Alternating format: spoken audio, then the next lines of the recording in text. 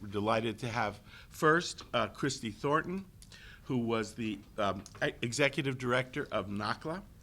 She has, and feeling very good about it, as she should, any graduate student would, just finished her PhD in Latin American Studies at NYU.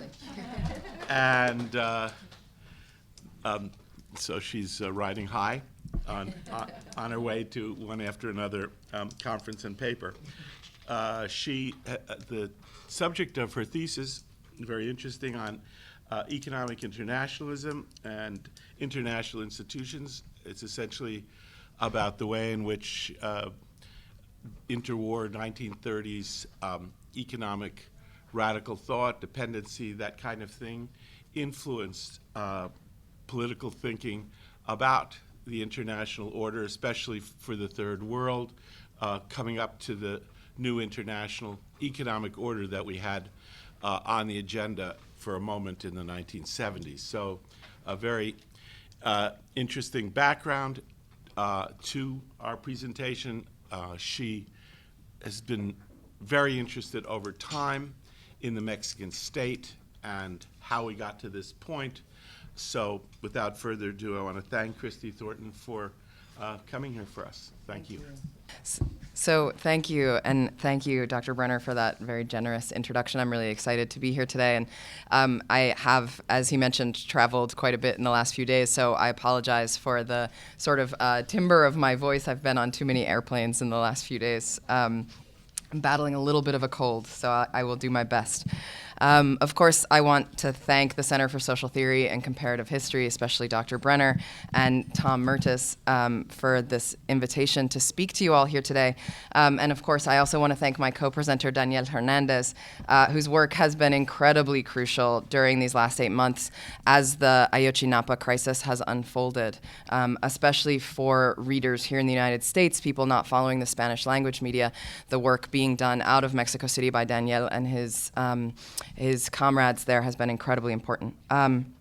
So I'm really thrilled that this colloquium has decided to address the question of Mexico, and I think that it's really of crucial importance that we talk about these topics together: popular resistance, the narco-state, and the United States, and really discuss their imbrications in understanding how we came to the moment of Ayotzinapa and what we think will come out of the moment of Ayotzinapa, which is more what Danielle is going to talk about. As a historian, of course, I will do some of the kind of historical background that leads us to this point. And I think that it's incredibly important to be having this conversation, as I have been having at various kinds of universities and other institutions around the United States, in order to kind of recognize the U.S. role in all of this, and especially the role of our government, but also of the consumption habits of people here in the United States in sort of sustaining and creating the conditions for this crisis. So just by way of a quick overview for those who have been following these events somewhat less closely than I have or Danielle has over the last 8 months, of course, on the night of September 26th, 2014, security officials attacked a number of buses filled with students from the Escuela Normal Rural Ayotzinapa. In the process of this attack, killing 6 people, including members of an unaffiliated soccer team and people in taxis, and forcibly disappearing 43 students from this school. Now, this case has galvanized protest in Mexico and around the world, including in the United States, and caused a serious crisis of legitimacy for Mexico's government late last year. But despite the continued demands of protesters, only local and state-level officials have been charged with any wrongdoing, and the federal government's investigation into the case by the Mexican Attorney General's office has been declared more or less closed. There is a kind of official story of what happened. The Attorney General has said, this is how we understand this. There are ongoing investigations, but in the eyes of the Mexican state, this case is kind of closed. The question that remains, however, 8 months later, on the minds of many is why? Why were these students attacked? Why have they not been found? And above that, why has this case galvanized so much attention? After all, Mexico, of course, is a country that has seen unimaginable violence in recent years, with more than 100,000 dead since the initiation of what's called the War on Drugs and Organized Crime by Felipe Calderón in 2008, and nearly 30,000 people officially reported as forcibly disappeared. That is more than were disappeared under the Argentine dictatorship of the 1970s. So the question is, in this context, with this level of brutality, why did these 43, why have they caused such a stir? Why have they galvanized people so much? And I think one important point that absolutely needs to be flagged is the resilience of the parents of the disappeared students from Ayotzinapa. They have refused to be silenced. They've refused to be silenced in Mexico. They've participated in a caravan traveling all around the United States, coming here to California, going to New York and to Washington, traveling in the Midwest. And so in that way, the parents have kept this on the agenda for the international news media, for the Mexican state. They have brought their case to the US Congress and to the United Nations. And so that is one reason, of course, their activism and their sort of relentlessness in this is one reason that this continues to galvanize attention.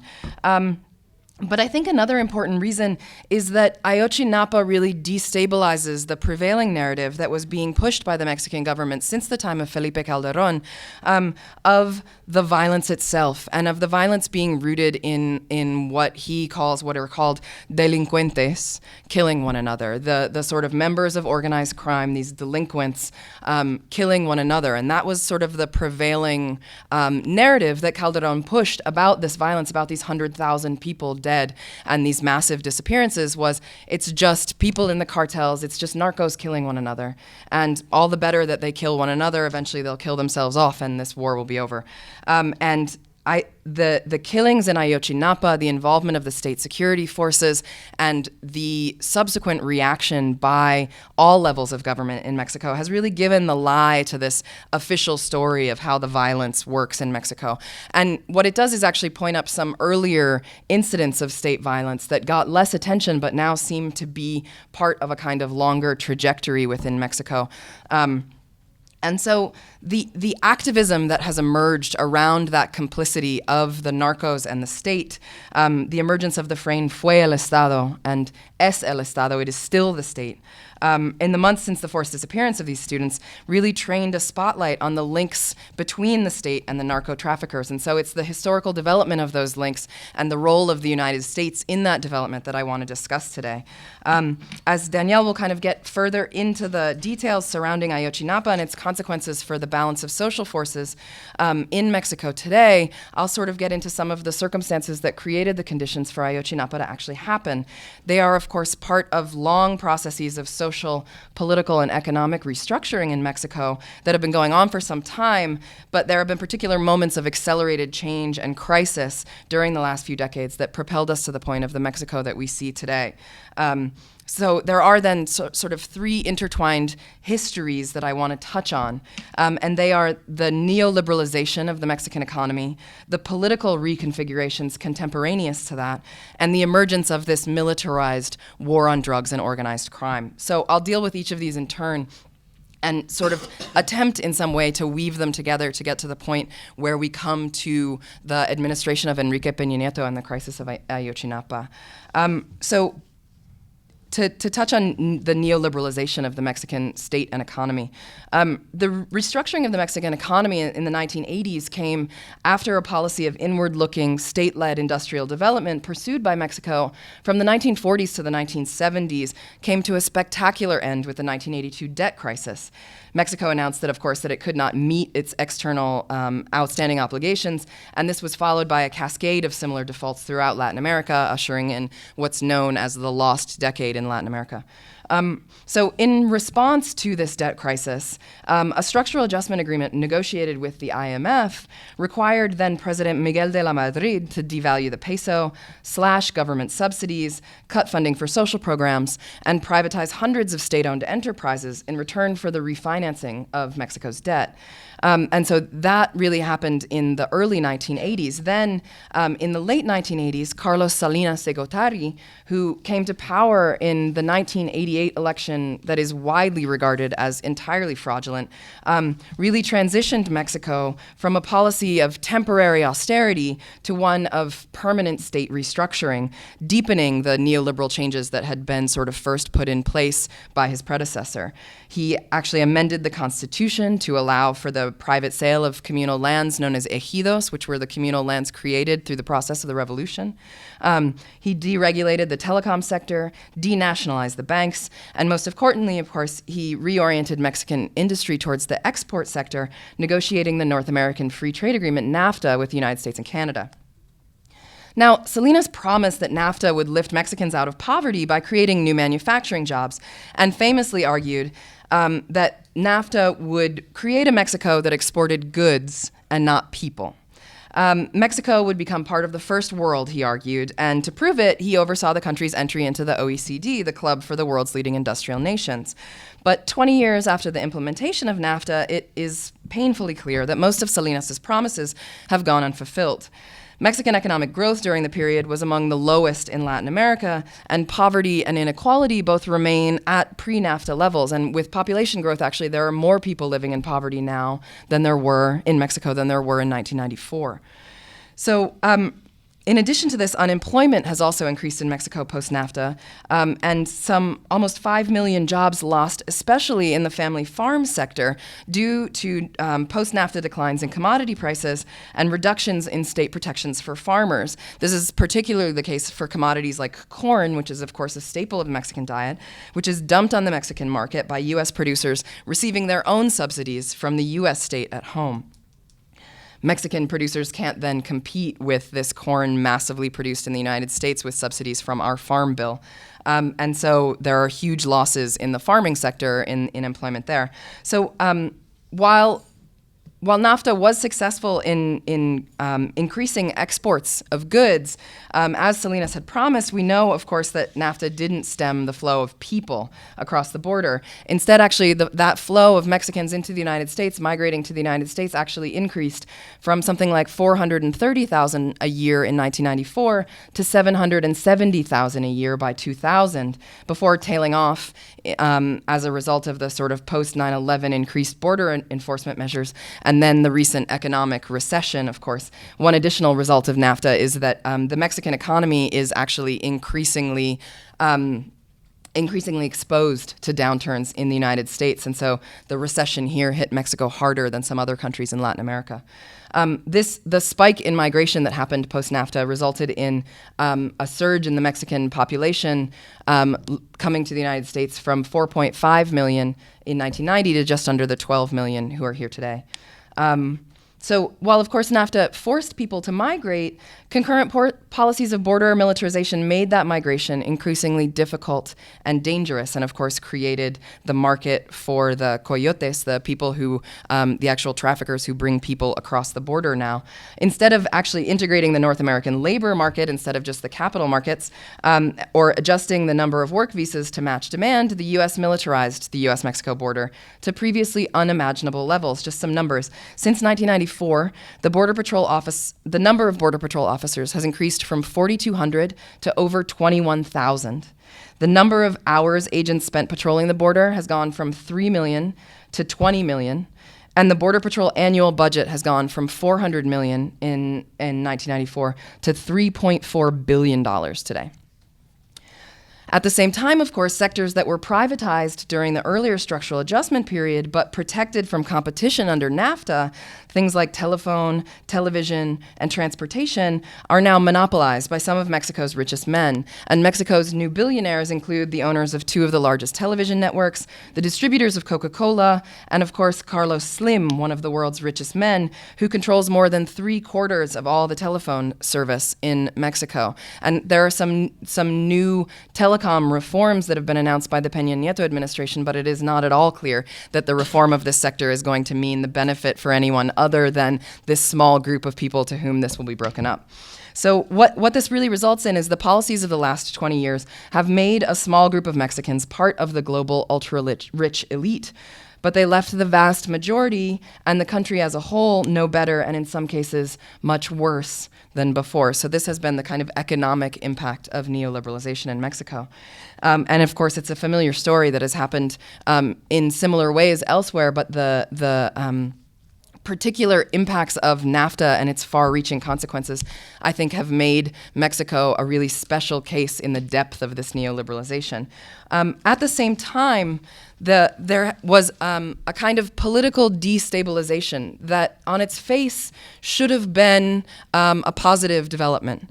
The crisis that really brought on the neoliberal restructuring really brought on this political destabilization because the PRI had ruled Mexico as a single-party state for over 70 years, since the late 1920s, the PRI, the Institutional Revolutionary Party.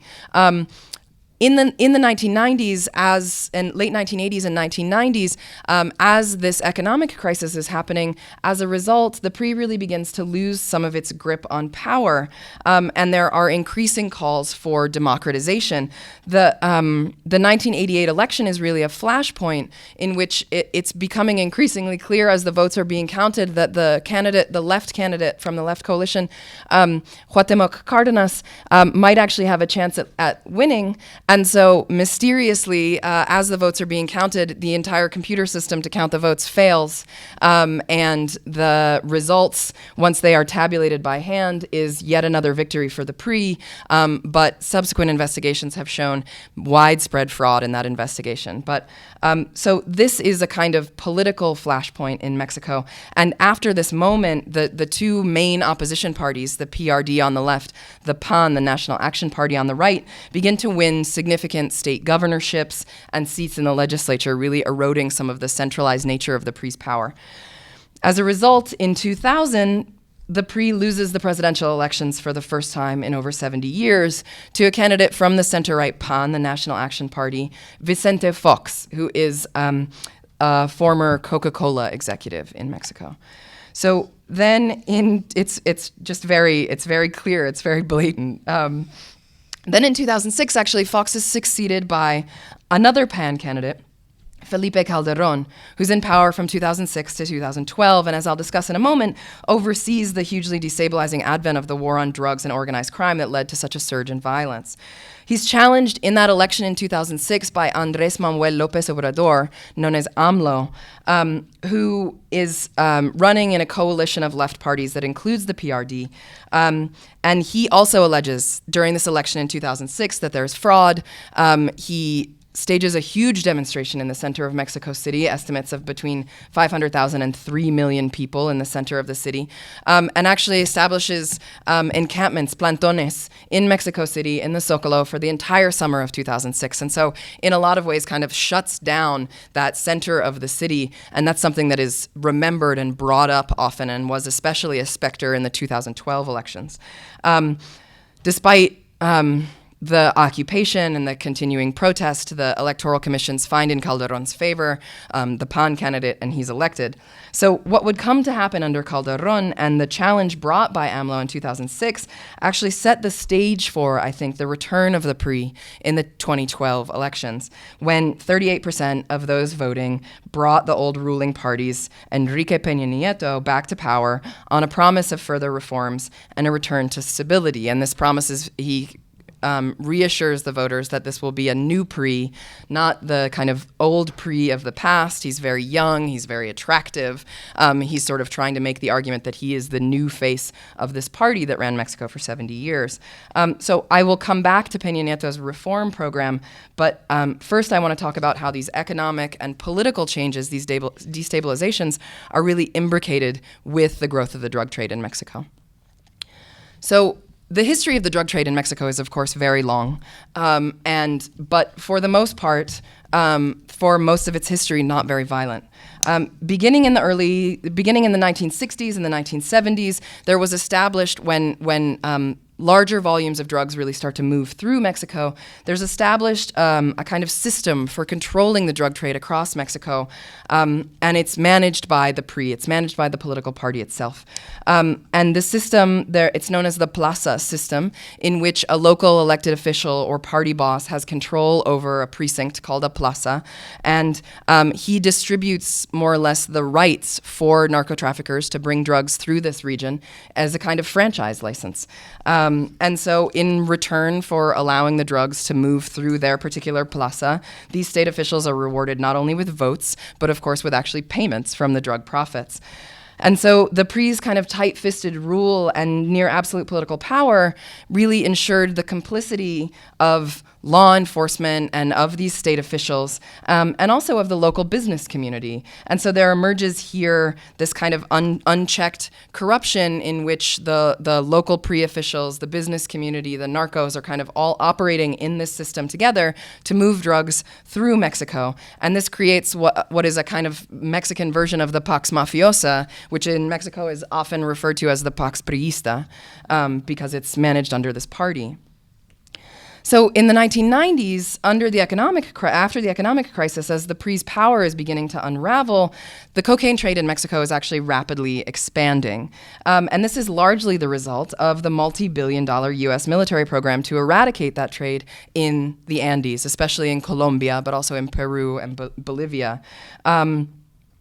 As a result of these U.S. programs in Colombia, there is a massive surge in that country of violence, of homicides, and the creation of what was then the second largest population of internally displaced persons in the world. Colombia in the 1990s is second only to Sudan for internal refugees because of this war on drugs within Colombia. And so in this moment when the United States is in Colombia with such force, there is a real movement of the center of the drug trade out of Colombia and into Mexico as cartels that were previously just established for the sort of transport of things like Colombian cocaine through the Mexican territory and into the United States really become the wholesalers themselves and begin to manage the trade themselves. And of course, the profits involved in Mexico itself really begin to skyrocket at this point.